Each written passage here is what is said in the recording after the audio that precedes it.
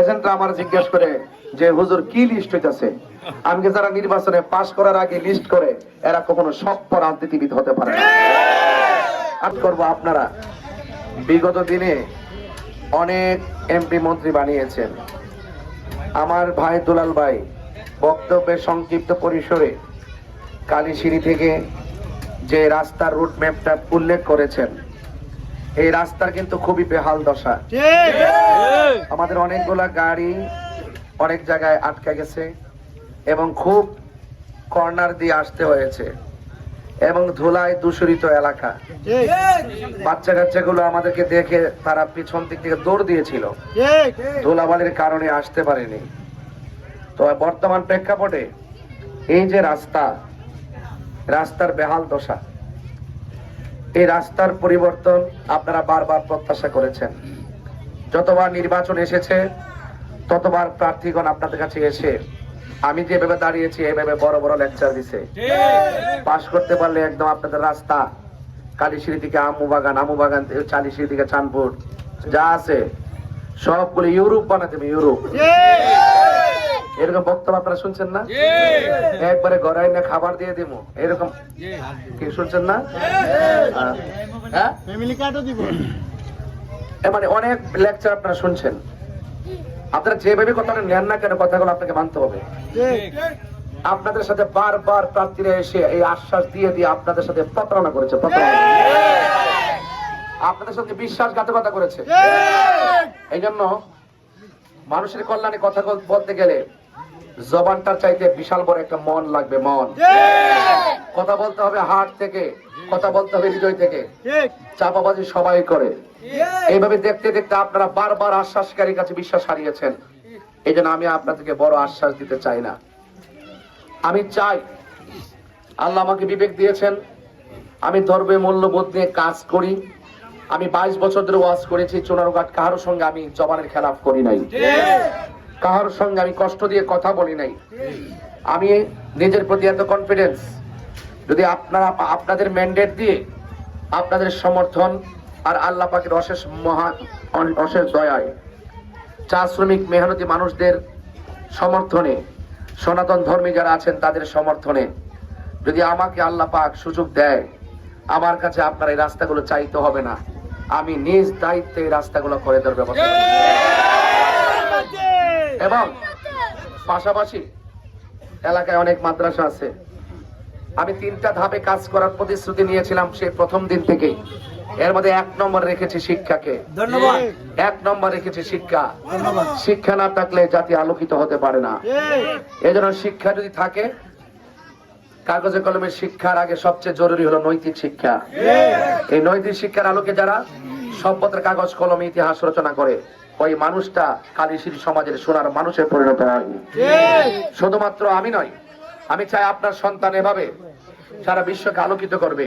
সেই জন্য শিক্ষা প্রতিষ্ঠান, ধর্মীয় শিক্ষা প্রতিষ্ঠানগুলোকে খুব গুরুত্ব দিতে হবে এবং গুরুত্ব দেওয়ার চিন্তা আপনাদের বলার আগে আমার হৃদয়ে ধারণ করে রেখেছি। 3 নম্বর হলো স্বাস্থ্য চিকিৎসা। আজকে যে রাস্তা দেখলাম, গতকাল গিয়েছিলাম মাধবপুর বাকাসুরা, সেখান থেকে বাখননগর এলাকা হয়ে দিতপুরা হয়ে অনেক ভিতরে ঢুকেছিলাম। আমাকে মানুষ বলতেছে যে এই রাস্তা স্বাধীনতার পর থেকে এমন বেহাল দশা, প্রায় 10-12 কিলোমিটার। অনেকগুলো মা বোন প্রেগনেন্সি ব্যথায় রাতের বেলা ব্যথা উঠার পরে রাস্তা দিয়ে যাওয়ার সময় রাস্তার কারণে ওই মহিলাগুলো মারা গেছে। এগুলো অনেক কষ্টের সংবাদ। অথচ এমপি হওয়ার আগে কতগুলো কথা আপনাদেরকে শোনায়, কিন্তু মানুষের কল্যাণে কেউ রাজনীতি করে না, বারবার আপনাদেরকে ধোঁকা দেয়। চা শ্রমিকদের সাথে যে ওই অর্থনৈতিক বৈষম্য করা হয়েছে, দেখবেন এখন নির্বাচন আসছে, তারা অনেক টাকা পয়সা খরচ করবে, জিলাপি খাওয়াবে এবং বিভিন্ন ধরনের বিরিয়ানি নিয়ে যাবে, তাদেরকে নিয়ে ভোটটা চাওয়ার জন্য খুব পলিসি করবে। চা শ্রমিক যারা আছেন তারা অনেক সহজ সরল মানুষ, তারা অনেক বিশ্বাস করে একজন মেহমানদের করলে তো নীতি হয়। কিন্তু তারা যে স্বপ্ন দেখিয়ে চা শ্রমিকদেরকে এইভাবে তাদের ভোটটা নিয়ে যায়, এরপরে চা শ্রমিকদের নিত্য সমস্যাগুলো যেগুলো আছে, এই সমস্যার সমাধানের জন্য কেউ কথা বলে না। এই জন্য আমি চাই চা শ্রমিকদের মাঝেও শিক্ষার আলো ছড়িয়ে পড়ুক, চিকিৎসা, স্বাস্থ্য ইত্যাদির ক্লিনিক গড়ে উঠুক এবং প্রাইভেট হসপিটাল গড়ে উঠুক। পাশাপাশি চা শ্রমিকদের যে দৈনিক যে মজুরি, এটা তাদের জন্য যথেষ্ট নয়। এগুলো নিশ্চিত করতে হবে। টেকসই জীবন ব্যবস্থা করতে হবে, টেকসই, শুধু নামের জীবন ব্যবস্থা নয়। এই জন্য আপনাদেরকে কালীশিরি বাজার ব্যবসায়ীদেরকে অনুরোধ করে বলবো, আপনারা জীবনে বহুত ভোট দিয়েছেন, অনেকে আপনারা এমপি মন্ত্রী বানিয়েছেন।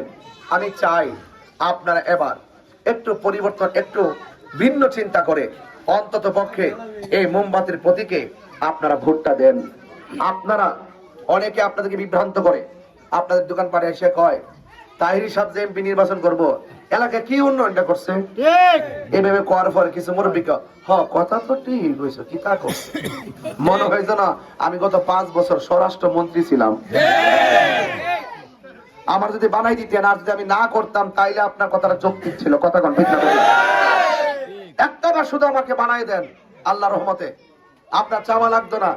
যারা বলছে আমি কি করেছি, আল্লাহর রহমতে যদি আমি প্রতিনিধি হতে পারি, আমি এমন কিছু করে যেতে চাই যেন আপনারাই বলেন যে ব্রাহ্মণবাড়িয়া থেকে তাহির হুজুর এসে এমন কাজ এলাকায় করে গেছে, আমাদের দেশের নেতারা 55 বছর এই কাজ করতে পারে না।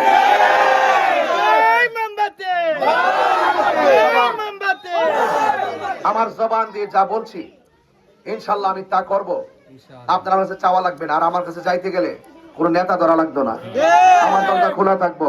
নেতার পিছিয়ে ঘুরতে ঘুরতে কর্মীর অবস্থা ভয়াবহ, অথচ এমপি হওয়ার আগে কর্মীর ফাওয়া যায় ধরে, কিন্তু এমপি হওয়ার পর আর কোন মূল্যায়ন থাকে না। কিন্তু পার্টি নেতা সমাজের মানুষদেরকে বিভ্রান্ত করে কথা বলে, ঠিক না বলেন? কথা বলেন ঠিক কিনা বলেন? এই জন্য আমি, আপনারা জানেন আমি কিন্তু এই কর্মীদেরকে নিয়ে চলি, ভোটারদেরকে নিয়ে চলি। এই সমাজের মধ্যে যারা নেতৃত্ব দেয় তারা অনেকেই তাদের নীতি হারাই ফেলে, এবং আমাদের সমর্থনকারী যারা আছেন তাদের প্রতি অনেক ধরনের কথাবার্তা বলেন, বিভিন্ন হামলা মামলার হুমকি টুমকি দেখান। এগুলো দেখানোর নাম রাজনীতি নয়। রাজনীতি হবে ভালোবাসার ভিত্তিতে, কথা বলেন ঠিক কিনা? রাজনীতি হবে ইনসাফের ভিত্তিতে, ঠিক কিনা? ধর্ম, বর্ণ, দল, মত নির্বিশেষে সকলের অধিকার সুষম বন্টনীতির আলোকে পৌঁছে দিয়ে একটি শান্তিময়, নিরাপদময়, সুন্দর সমাজ গঠন করার প্রতিশ্রুতি নিয়ে আপনাদেরকে জানিয়ে দিতে চাই, ইনশাআল্লাহ আসন্ন ত্রয়োদশ জাতীয় সংসদ নির্বাচনে এই মোমবাতির প্রতীকে আপনারা মহামূল্যবান ভোট দিয়ে চা শ্রমিক থেকে শুরু করে মেহনতি মানুষ থেকে শুরু করে দেশের সার্বভৌমত্ব সুরক্ষায়, ধর্ম সুরক্ষায় আপনারা আমার নিরাপত্তা এবং নিরাপদ থাকার প্রতিশ্রুতি গ্রহণ করছি। এবং আপনাদের সকলকে বলবো, আপনারা আমাকে নিরঙ্কুশ সমর্থন দিয়ে মোমবাতি মার্কায় যদি বিজয় করতে পারেন, আপনাদের সাথে ছিলাম, আপনাদের সাথে আছি, আপনাদের সাথে থাকবো, সুখে দুঃখে আপনাদের পাশে আমি ইনশাল্লাহ থাকবো। তবে একটা কথা মনে রাখবেন যে যত হামলা মামলা যে যাই করুক না কেন, 12 তারিখের আগেও আপনাদের সাথে আছি, 12 তারিখের পরও ইনশাল্লাহ আপনাদের সাথে থাকবো ইনশাল্লাহ।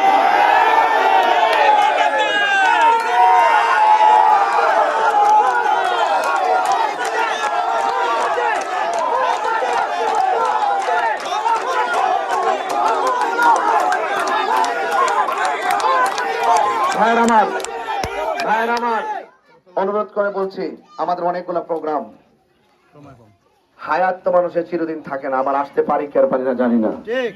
আমাদের এজেন্ট যারা আছেন, এজেন্ট এদেরকে অনেক হুমকি দেয়, কয় তাদের লিস্ট হইতাছে। এজেন্টরা আমার জিজ্ঞেস করে যে হুজুর কি লিস্ট হইতাছে? আমি যারা নির্বাচনে পাশ করার আগে লিস্ট করে, এরা কখনো সভ্য রাজনীতিবিদ হতে পারে না। আপনি কার লিস্ট করতেছেন? আপনার ভাতিজার লিস্ট করতেছেন, আপনার রক্তের লিস্ট করতেছেন, আপনার ভাইয়ের লিস্ট করতেছেন। এই কালীশিরি পোলাপানি এজেন্ট গুলো তো আপনার সমাজের ছেলে, আপনার ভাই, আপনার বন্ধু, আপনার চাচাতো ভাই হতে পারে। আপনি তাকে চোখে লাল করে আপনি কথা বলছেন, তার মানে যার কাছে নিজের রক্তের সন্তান, রক্তের ভাই নিরাপদ না, সে কখনো রাজনীতি করে না, তার ভিতর আছে একটা পশুত্ব। কথা বলেন ঠিক না? এই জন্য আপনাদের সকলকে অনুরোধ করবো, আপনারা আপনার ভোট চান, আমি আমার ভোট চাই, আপনারা আপনার ভোট চান, আপনারা নির্বাচন করুন, আমি আমার প্রচারণা করছি, আপনারা এজেন্ট দেন, আমরা এজেন্ট দিব।